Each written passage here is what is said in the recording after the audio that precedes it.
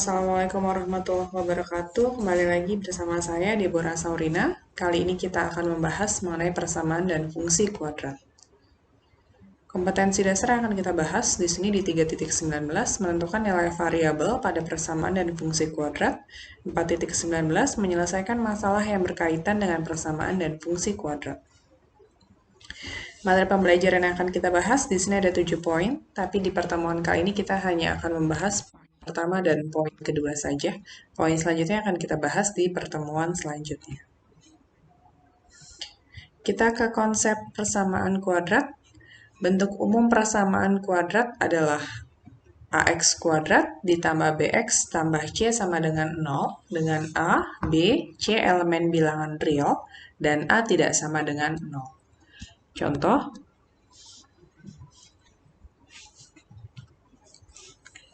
Contoh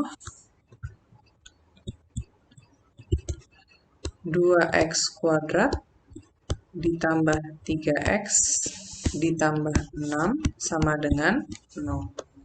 2 ini adalah A, 3 adalah B, dan 6 adalah C. Ya, di sini ada 4 jenis persamaan kuadrat. Yang pertama adalah jenis trivial. Jenis trivial, ia hanya mempunyai suku AX kuadrat. AX kuadrat sama dengan 0, di mana A tidak sama dengan 0. Yang kedua, asli atau sejati. Sukunya AX kuadrat ditambah C sama dengan 0, di mana A dan C-nya tidak sama dengan 0. Yang ketiga, persamaan kuadrat tidak lengkap. Sukunya hanya ada x kuadrat plus bx sama dengan 0. Kalau kita perhatikan, ini merupakan kebalikan dari nomor 2 ya. Nomor 2 itu hanya ada ax kuadrat dan c, sedangkan di nomor 3 ax kuadrat dan bx. Jenis yang keempat, berbentuk ax kuadrat tambah bx tambah c sama dengan 0, dengan a, b, dan c-nya tidak sama dengan 0. Ini merupakan bentuk umum persamaan kuadrat. Ya, persamaan kuadrat memiliki akar-akar. Nah, untuk menentukan akar-akar persamaan kuadrat, kita bisa menggunakan 3 cara. Yang pertama adalah memfaktorkan, kedua melengkapkan kuadrat sempurna, dan yang ketiga menggunakan rumus ABC. Kali ini saya akan membahas cara pertama dan cara ketiga. Berikut contohnya. Misal saya punya x kuadrat plus 5x plus 6 sama dengan 0, saya akan menggunakan cara yang pertama dulu, yaitu dengan memfaktorkan. Untuk memfaktorkan, kita lihat di sini. Unsur A, B, dan C-nya. Nah, untuk memfaktorkan, kita perlu mencari dua buah bilangan. Ketika ditambah itu hasilnya adalah B, atau di sini 5 gitu ya, dan dikali hasilnya adalah C. Di sini C-nya nilainya 6. Berarti kita cari dua bilangan. Di sini A-nya itu kan 1 ya. Koefisiensi X kuadrat itu 1. Maka karena koefisiennya sudah 1, di sini bisa kita tulis X dan X. Kemudian kita cari dua bilangan, kalau dijumlah hasilnya 5, kalau dikali hasilnya 6. Berapa? Plus 2 dan plus 3. Kalau sudah seperti ini, kita tinggal cari faktornya satu-satu. X plus 2 sama dengan 0, maka X-nya sama dengan min 2. Kemudian X tambah 3 sama dengan 0, maka X-nya sama dengan min 3. Jadi kita punya akar-akarnya adalah min 2 dan min 3. Kita ke contoh kedua. Perhatikan kalau di contoh pertama tadi koefisien X kuadratnya adalah 1, dan di sini sekarang koefisien X kuadratnya adalah 2. Caranya gimana? Kalau misalnya di sini koefisiennya bukan 1, maka cara mudahnya adalah kita kalikan dulu ini dengan yang belakang. 2 dikali min 3 berapa? Min 6. Gitu. Prinsipnya sama seperti tadi, kita cari dua bilangan, kalau dijumlah hasilnya positif 5, kalau dikali hasilnya negatif 6. Berapa? 6 dan 1 ya.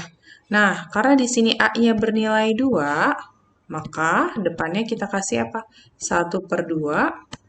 Kemudian di sini kan koefisien 2x ya.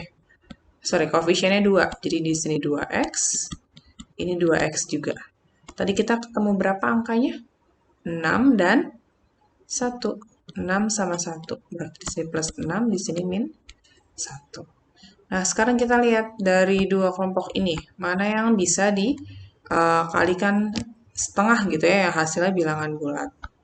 Ini ya, setengah kali 2x kita punya x, setengah kali 6 kita punya 3. Maka kita punya x tambah 3 dikali 2x min 1 sama dengan 0. Maka akar-akarnya x tambah 3 sama dengan 0, x sama dengan min 3, dan di sini 2x min 1 sama dengan 0, maka 2x sama dengan 1, x sama dengan setengah. Gitu. Jadi akar-akarnya adalah min 3 dan setengah. Ini dengan cara memfaktorkan. Nah, masih dengan contoh yang sama, kita pakai cara yang ketiga, yaitu dengan rumus ABC. Rumus ABC itu gimana tadi? Min B plus minus akar B kuadrat min 4AC per 2A. Gini ya. Kita ke contoh yang pertama. Kita punya A-nya adalah 1. Kemudian kita punya B-nya sama dengan 5. Dan kita punya C-nya sama dengan 6. Kita masukin ke rumus, berarti X12 sama dengan min B. Berarti kita punya min 5 plus minus akar B kuadrat, berarti 5 kuadrat, dikurang 4 dikali A-nya 1, C-nya 6.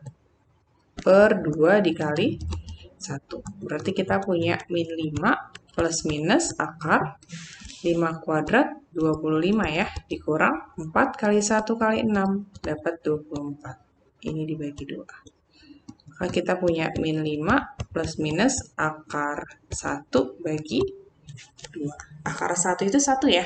Kita cari X1-nya dulu, berarti kita pakai tanda positif, min 5 tambah 1 bagi 2. Min 5 1, min 4. Min 4 bagi 2 hasilnya min 2.